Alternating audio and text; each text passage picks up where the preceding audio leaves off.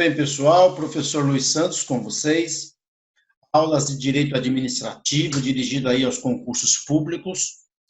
Nós vamos aprender bastante coisa aqui, consoante a questões de prova, também vamos ver os temas principais dos concursos. Aí você tem que ficar de olho no seu edital e, a partir daí, vendo o que de fato é importante para você. Além de professor, eu também sou advogado, que atua aí na defesa do servidor público, defendo policiais, militares, civis, outros servidores também de vários órgãos públicos.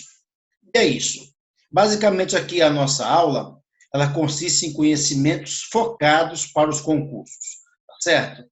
E, para tanto, dentro aí, portanto, do direito administrativo, nós vamos atuar, né, pessoal, para poder digamos assim, angariar os conhecimentos necessários para fazer uma excelente prova. Muito bem. Aqui, vocês têm aí na telinha de vocês, o primeiro, né, dos meus slides, consoante aí o ramo de direito do qual o direito administrativo se insere, portanto, dentro do direito brasileiro. Olha lá, é um ramo de direito público de predominância do Estado, também chamado de direito pretoriano. O direito pretoriano é aquele direito que não tem código, portanto, não é um direito codificado, podendo ser considerado como sendo um conjunto harmônico de regras e também de princípios que norteia as atividades dos órgãos, das entidades, dos agentes públicos, em geral, quem estiver aí subordinado ao que nós conhecemos como regime jurídico administrativo, às vezes também chamado simplesmente de RJA. Então, é a mesma coisa, dizer assim, direito administrativo ou dizer regime jurídico administrativo, seria, portanto, sinônimo aí esses dois. Salientando já de pronto para vocês que a questão nuclear do direito administrativo, pessoal, é ofertar, é oferecer, é dar algumas prerrogativas, tá certo? Alguns privilégios para o poder público, mas também dar a ele algumas sujeições, algumas, digamos que, obrigações, certo? Então, assim como eu e você, nós, cidadãos comuns, somos pessoas de direitos, né? Olha lá, prerrogativas temos direitos, mas também somos pessoas de obrigações, de deveres, de sujeições. Isso também passa a valer a partir do direito administrativo brasileiro para o próprio Estado. Entendeu? O Estado passa a ter também alguns direitos e passa a ter também algumas obrigações. Eu coloco como exemplo aqui para vocês, já no primeiro momento dessa nossa aula, que a licitação pública é uma sujeição para a ADM, tá certo? Aqui eu coloquei aqui, né, a foto de um cachorrinho para marcar o que é a obediência, a sujeição, o dever. Já o estágio probatório que um servidor estatutário está submetido, pessoal, já é para a ADM, certo? Uma vantagem, uma prerrogativa. Daí eu coloquei o gatinho aqui, olha lá, bem sossegado, dormindo. O que acontece, né? O setor privado tem o prazo, né, pessoal, de até 90 dias para testar um trabalhador, tá certo? Não, prazo máximo, até 90 dias para testar um trabalhador. Né? Lá contratou, né? Lá a pessoa foi indicada ou fez um teste, enfim, foi contratado por uma empresa particular e essa empresa tem um prazo de até 90 dias para realizar o que nós conhecemos como experiência, certo? Experiência. Já o setor público, não. Ele tem um prazo maior, né? Ele tem um prazo maior. O setor público testa o trabalhador por até 36 meses ou 3 anos. Quando esse servidor é estatutário, ele será testado por até 3 anos no chamado estágio probatório. Ora, setor privado não é obrigado a fazer licitação, nem concurso, para contratar pessoas ou para contratar obras ou serviços. Então, o poder público tem que fazer. Isso é uma sujeição para a ADM, certo? Já o setor privado testa um trabalhador por no máximo, né, pessoal? Por no máximo 90 dias. Ao passo que o setor público pode testar esse trabalhador por até 36 meses ou 3 anos. Isso significa dizer que o estágio probatório é para, né, a administração pública um privilégio, tudo bem? Então, vai ser sempre assim, tá, gente? O direito administrativo, também chamado de RJA, ele vai seguir sempre assim.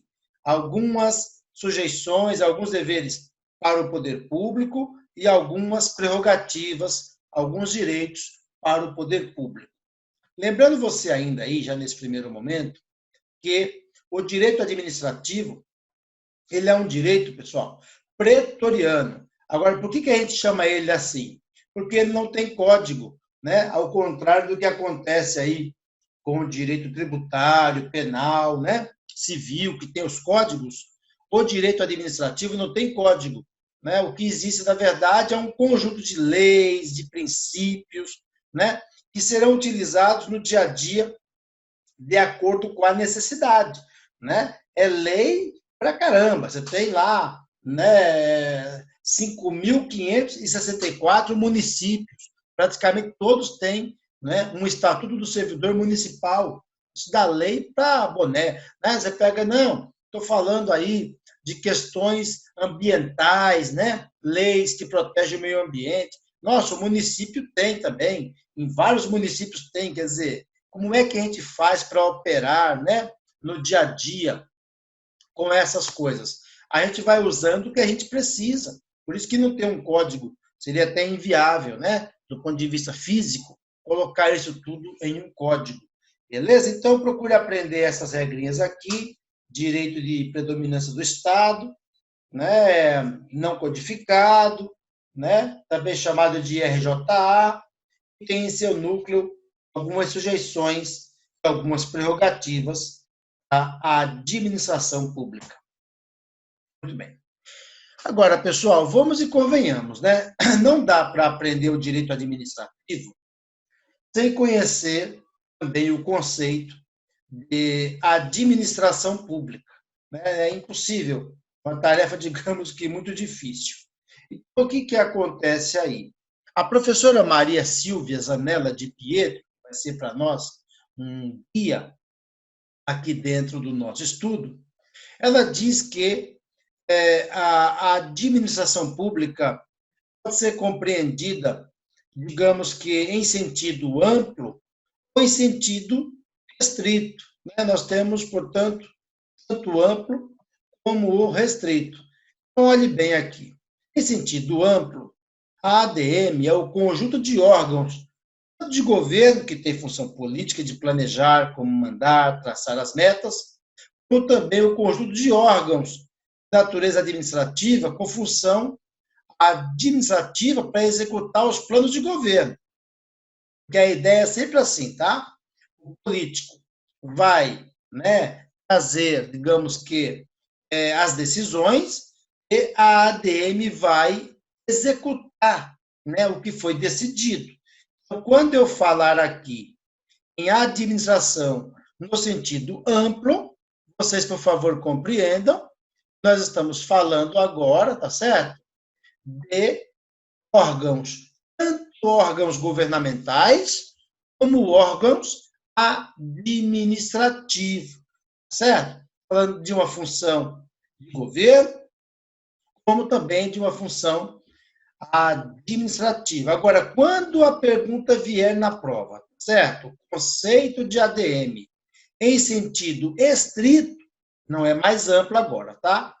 Em sentido estrito, aí não. Aí a gente vai considerar somente órgãos, entidades e agentes públicos que desempenham função administrativa. Parou, certo? Função administrativa e parou. Ok. Então, vamos aqui com calma, com andor, mas sabendo que não é difícil entender isso aqui, ó.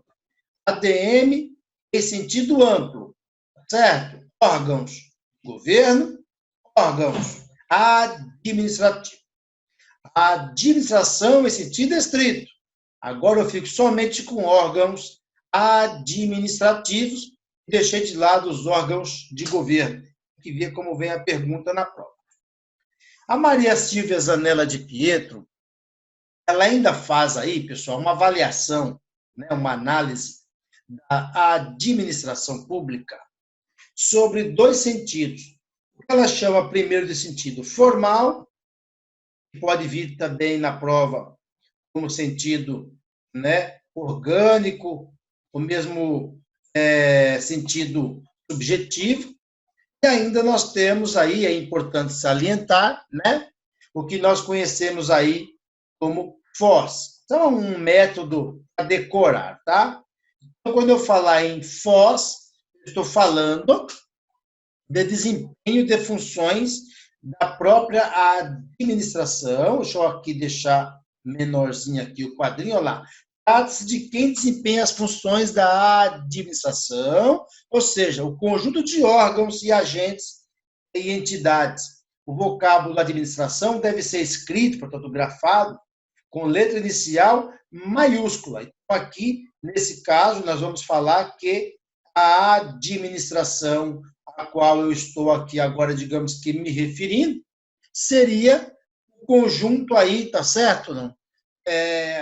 Aquele monte, muitos órgãos que existem aí no âmbito da ADM. Agora, quando eu falar no sentido não mais formal, né, vamos fazendo aqui, digamos, que as devidas substituições seria o sentido, ao invés de formal, material, ao invés de orgânico, funcional, ao invés de subjetivo, objetivo. Nós chamamos aqui, para ficar mais fácil, da sigla MOF. DM de material, O de objetivo e F de funcional. Trata-se do que se faz aí, né? Ou seja, do que a ADM faz, ou seja, a função administrativa. Nesse sentido, o vocábulo administração deve ser escrito, deve ser grafado com letras iniciais minúsculas. Então, notem vocês aí que nós temos que observar, e é sempre importante saber, né, diferenciar, que a ADM pode ser avaliada no sentido formal, orgânico e subjetivo, quando eu estiver falando, na verdade, dos órgãos públicos que existem. Agora, ela também pode ser avaliada do ponto de vista material, funcional, objetivo, quando eu estiver falando não dos órgãos, mas estiver falando da realização das atividades, tá bom? É assim que eu separo essas coisas, beleza? Então, resumindo aí, para que não haja nenhuma dúvida. Sentido amplo, órgãos, função de governo, órgãos, função administrativa, fixamos. Sentido estrito, apenas órgãos e função administrativa. Ótimo. Agora vamos para o sentido FOS, formal, orgânico, subjetivo, certo ou não? Quem desempenha, lembra? Um monte de órgãos que existe aí no serviço público. Sentido MOF, é o que faz, certo? Então é material, é o que mais, pessoal? Ao invés de ser orgânico, é funcional, ao invés de ser subjetivo, é agora objetivo, ok?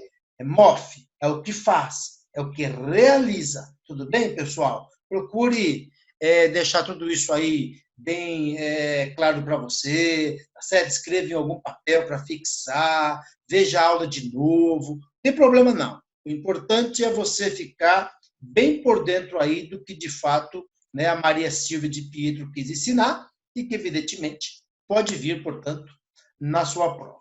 Muito bem. Muito embora a administração pública seja uma só, ela está presente nos três poderes. Então, nós temos ela acontecendo no poder executivo, no poder legislativo, no poder judiciário, tá certo? Não. Mas uma ênfase maior, pessoal, sempre no âmbito do poder executivo. E por que isso, professor? Porque o executivo, pessoal, é a própria administração pública. Então, quando eu pensar aqui em administração pública, eu estou me referindo exatamente ao poder executivo. Professor, eu entendi, mas o legislativo e o judiciário também não administram? Sim, mas de modo atípico, tá certo? Porque a função típica do legislativo, legislar. A função típica do judiciário, julgar, tá certo? Então, quando eles estiverem administrando, eles estarão em funções atípicas, né? E eu vou colocando aqui, ó. São 3 poderes, né? Cada um tem lá um papel, são independentes e harmônicos entre si, né? Isso decorre do sistema de freios e contrapesos, idealizados, digamos que idealizado, na verdade, por Charles Secunda Montesquieu, o Barão de Montesquieu. Existe uma diferença entre a separação dos poderes, idealizada por Aristóteles, e o sistema de freios e contrapesos da tripartição dos poderes, que já é idealizado por Charles Secunda Montesquieu, como é conhecido também o Barão de Montesquieu. Beleza, pessoal? É isso, olha aí. Pela teoria da função pública, o poder executivo é quem, de fato, né, administra mais, os outros 2 poderes, tá certo? Vão fazer outros papéis, mas é bom lembrar que quando o executivo legisla, é o exemplo de uma medida provisória, olha lá, de um decreto que o executivo faz, ou mesmo quando se abre um processo administrativo em decorrência do princípio da autotutela, né? Não é um processo criminal, não é um processo judicial, é um processo administrativo. Isso acontece muito. O Detran abre processo administrativo contra as pessoas quando elas extrapolam lá os pontos na carteira de motorista. Tudo isso é função, lógico, administrativa, né, que o executivo está exercendo. Legislativo preponderantemente legisla, mas quando administrar ou julgar, estará, portanto, em função atípica, tá certo? Judiciário, lógico, julga, mas quando administrar ou quando legislar, estará agindo em função atípica, portanto. Coisa importante para quem vai prestar concurso, pessoal. Os poderes possuem atividades típicas e também atípicas, e, no último caso, sofre controle pelo titular do poder usurpado. É o exemplo da medida provisória editada por Vossa Excelência, Presidente da República.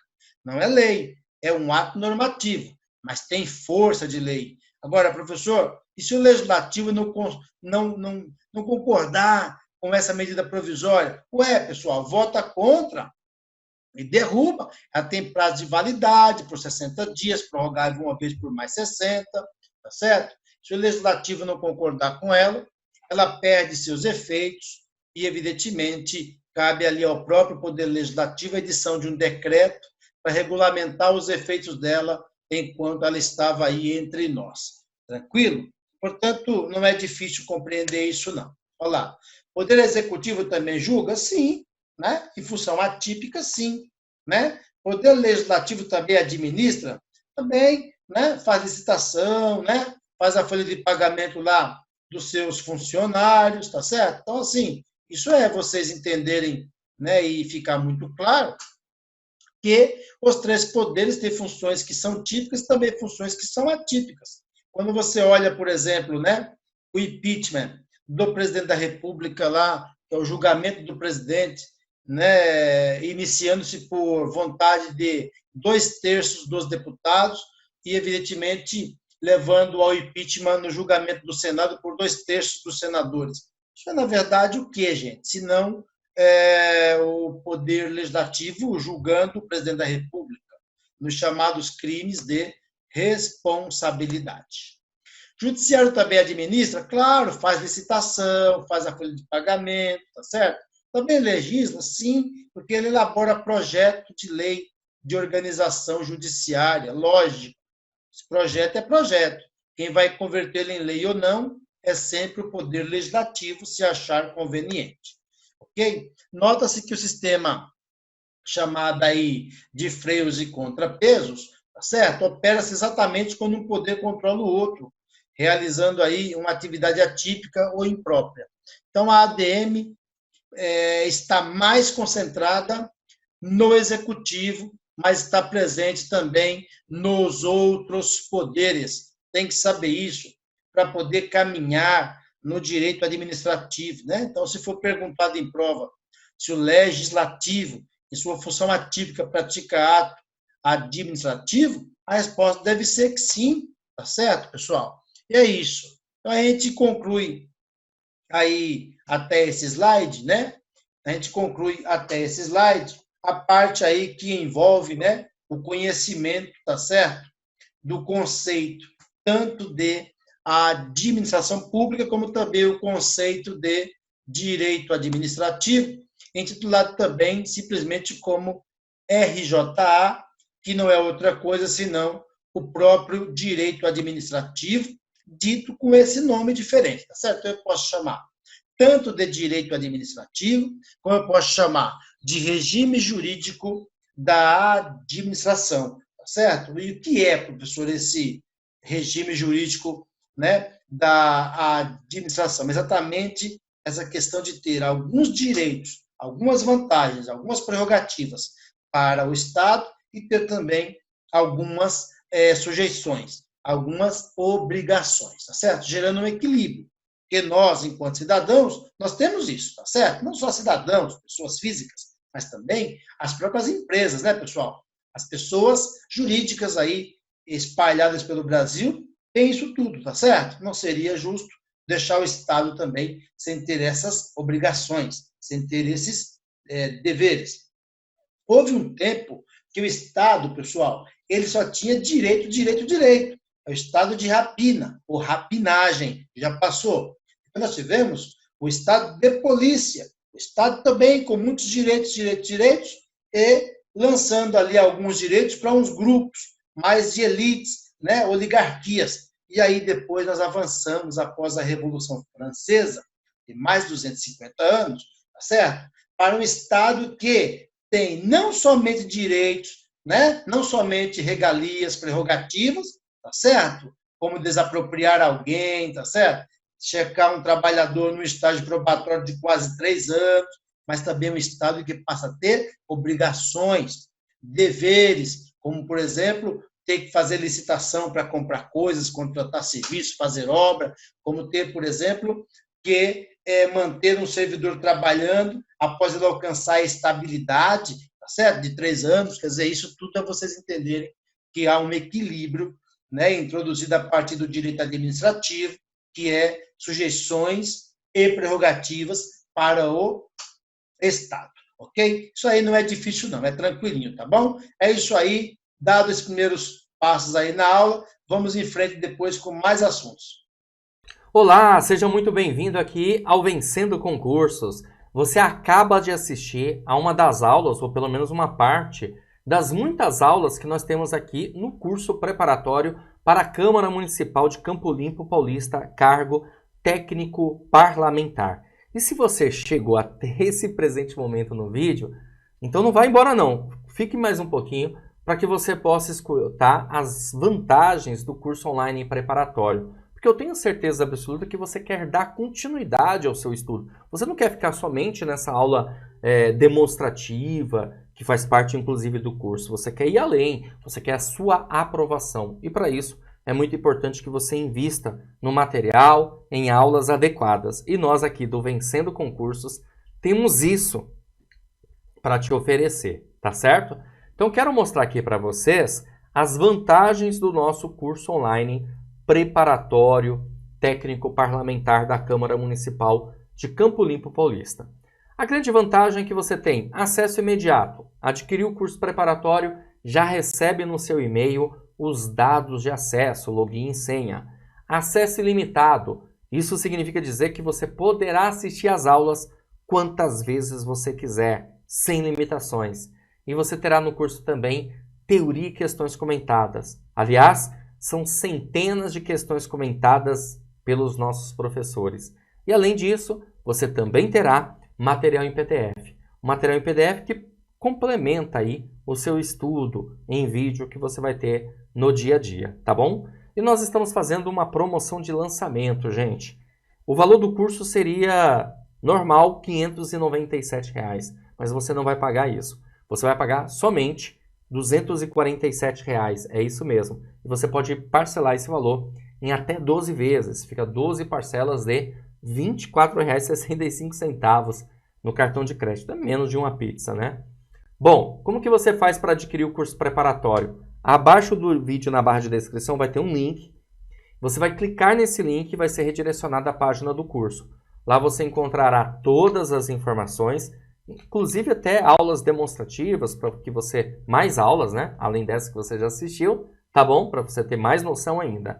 ok. Se você não tiver nenhuma dúvida, é só clicar lá no botão amarelo, preencher seus dados e fazer o pagamento da forma que você desejar. Certo? Beleza? Ou qualquer coisa pode entrar em contato conosco pelo WhatsApp, tá aí o número 11 94783 8693 para que possamos sanar todas as suas dúvidas relacionadas ao curso online preparatório da Câmara Municipal de Campo Limpo Paulista. Beleza? Gente, eu vou ficando por aqui. Um grande abraço para vocês. Espero que você faça a sua matrícula e comece a estudar o quanto antes. Invista no seu futuro, invista na sua aprovação. A gente se vê dentro da plataforma. Valeu, grande abraço a todos e bom estudo.